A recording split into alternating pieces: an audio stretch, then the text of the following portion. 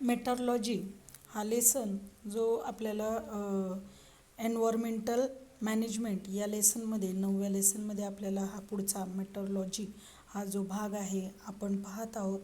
याच्यामध्ये आपण मागच्या तासाला वेदर अँड क्लायमेट याच्यातला बऱ्यापैकी थोडासा फरक जो आहे, स्लाइटली फरक आहे, तो आपण मागच्या तासाला समजून घेतला होता. आणि त्याच्यामध्येच सुरुवातीला आपण असलेले त्याचे वेगवेगळे जे वेदर कास्टिंग किंवा ते कशा पद्धतीने आपल्याला त्याचा यूज आहे, त्याची डेफिनेशन आपण मागच्या तासाला पाहिलेली होती. हे आपण पाहिलेलं आहे. आता त्याचा पुढचा जो भाग आहे तो आपल्याला पाहायचा आहे. The science that studied the inter relationship between the various components of air, natural cycle, geological movements of the earth and climate is called meteorology. लक्षात घ्या, याच्यामध्ये आपल्याला हे जे सायन्स आहे कुठलं आहे, तर याच्यामध्ये ज्याच्यात आपल्याला अभ्यास करायचा आहे एकमेकांशी संबंध असल्याचा, कुणाकुणाचा, तर हवा आहे, त्याचबरोबर हे जे नैसर्गिक चक्र आहेत. आता नैसर्गिक चक्रांमध्ये सगळ्या प्रकारची आली, जसं की आपण नायट्रोजन सायकल पाहिलेलं आहे, कार्बन चक्र पाहिलं होतं, त्याचबरोबर ऑक्सिजन सायकल पाहिली होती. तर हे सगळे जे आहेत सायकल्स, या नॅचरल सायकलचा एकमेकांशी असलेला संबंध, आणि त्याचबरोबर geological movements of the earth, जी पृथ्वीमध्ये जे वेगवेगळ्या प्रकारचं खगोलीय भौगोलिकरित्या जे जे हालचाली चालू असतात ते आपल्याला याच्यामध्ये पाहायचं, आणि त्याचंच असलेलं त्या वातावरणाशी असलेला संबंध हे आपल्याला या डेफिनेशनमध्ये म्हणजे सांगितलेलं आहे की हे या सायन्समध्ये, या विज्ञानात याचा अभ्यास केला जातो. Meteorology includes the study of storms, clouds, rainfall, thunder, lightning. हे आपण मागच्या तासालाही पाहिलं होतं की जेव्हा वेदर डिपेंड्स अपॉन म्हणजे कशावर अवलंबून आहे, तर हे सगळ्या गोष्टी आहेत. त्याच्यामध्ये आपण ॲटमॉस्फेरिक प्रेशर हेही पाहिलं होतं.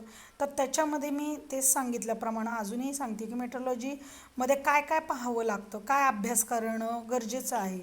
तर त्याच्यामध्ये स्ट्रोम्स आहे, क्लाउड्स आहे, रेनफॉल, थंडर, ह्या सगळ्या गोष्टी, लाईटनिंगचा अर्थ काय, तर वीज पडणे. लक्षात घ्या. Depending upon the study of such factors weather forecast are made.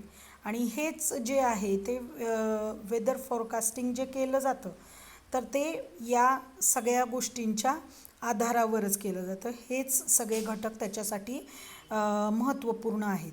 They are useful to common people, farmers, fisheries, aviations, services, water transport and various other organisations.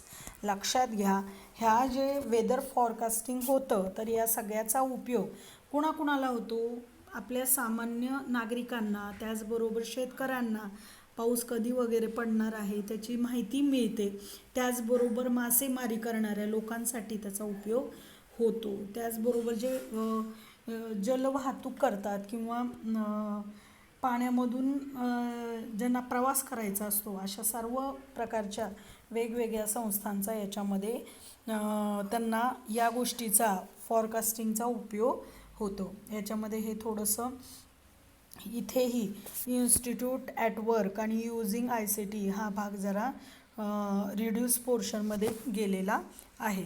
पुढचा भाग बघूया. India meteorological department. पहिल्यांदा भारतामध्ये हे डिपार्टमेंट सुरुवात कधी झाली, तर ते आपण पाहूया.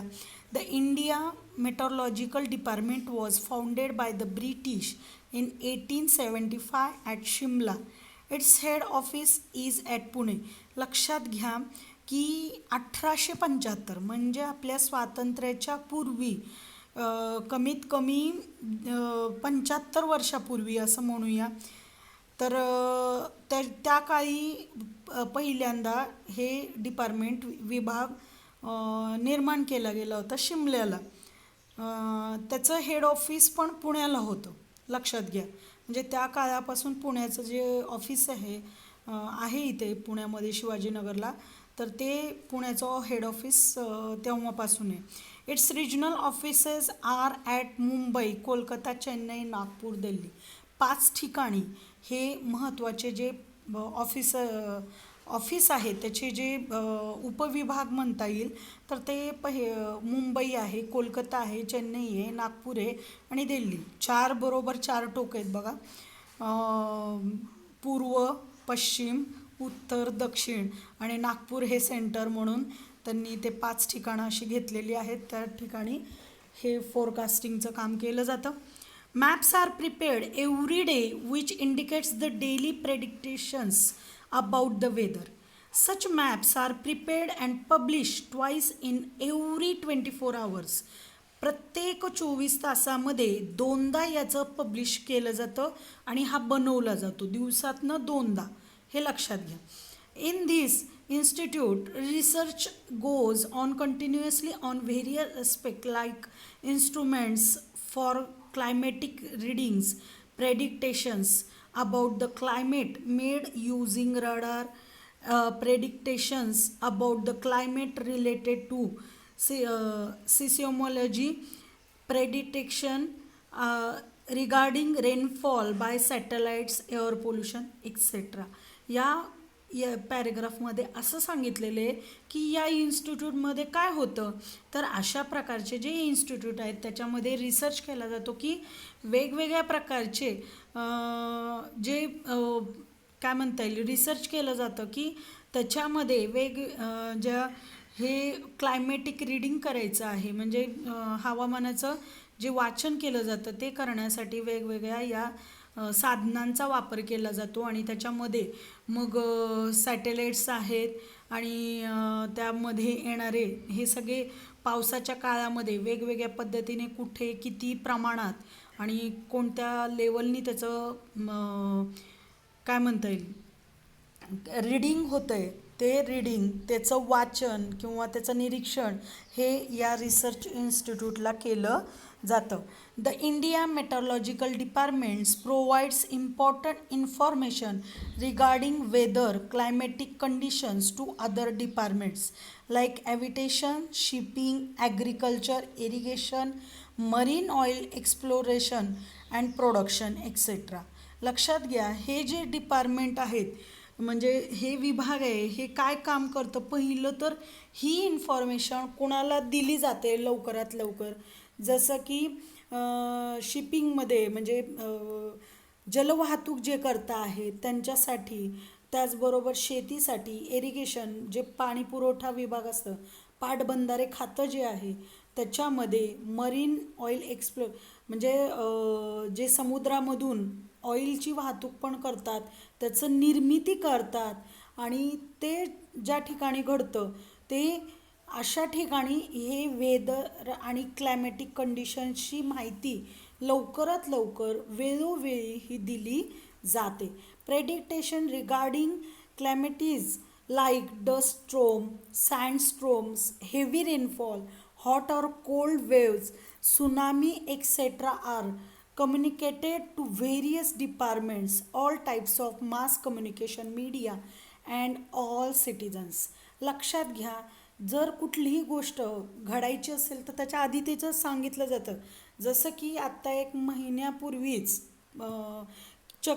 चक्रीवादळ आलं होतं, निसर्ग चक्रीवादळ, तर त्याची माहिती आपल्या आता लक्षात घ्या, महाराष्ट्रामध्ये ते पूर्णपणे फिरून असं गेलेलं होतं, तर त्याच्यामध्ये कुठल्या भागामध्ये ते जास्त असणार आहे, कुठं येणार आहे, कुठं टेकणार आहे, अक्षरशः 3-3, 4-4 दिवस सगळे इतकं धो पाऊस होता, आवाज वारा घोंघावत होता, त्याची जाणीव सर्वांनी घेतलेली असेलच.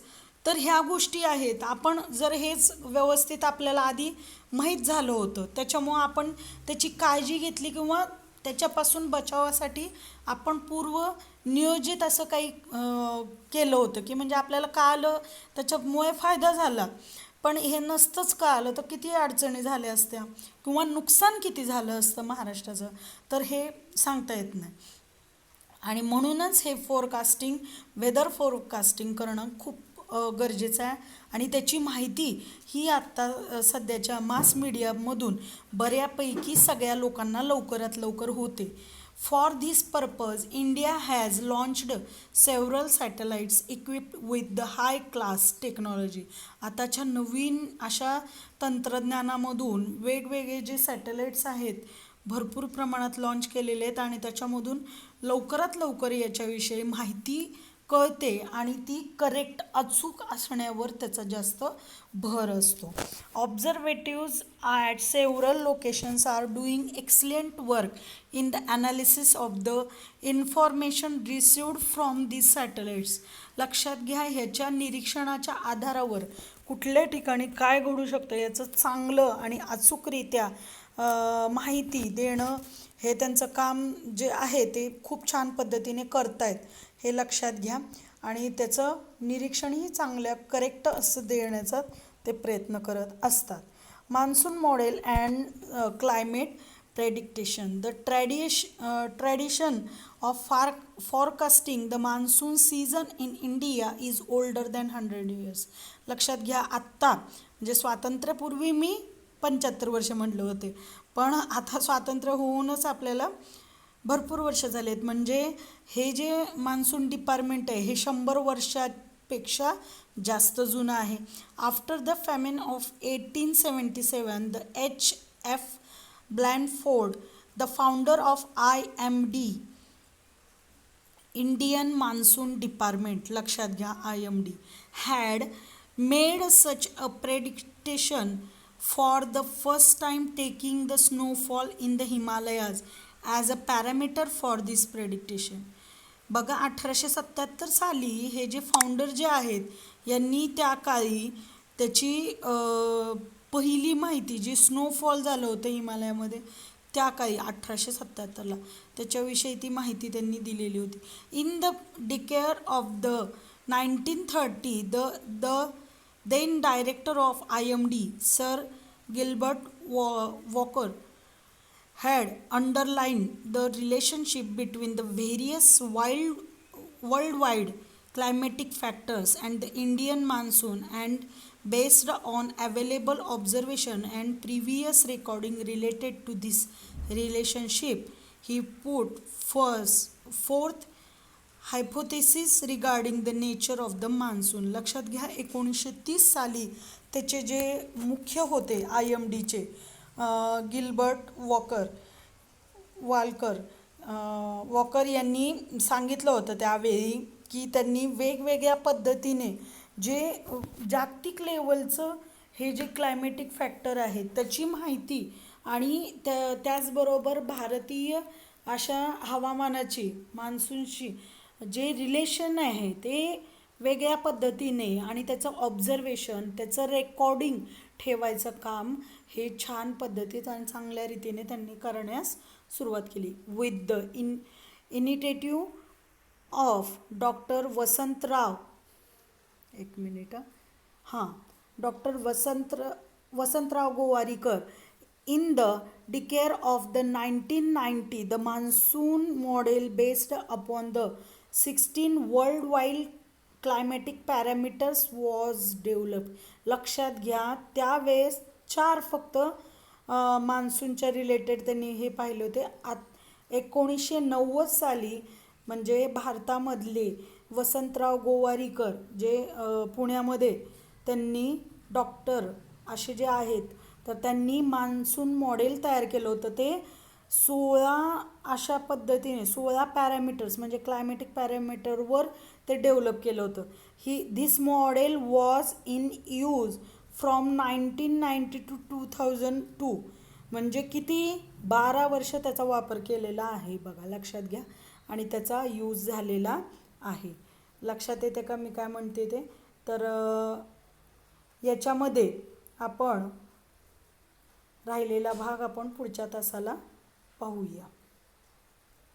नोट्स वाचा, नोट्स लिहा.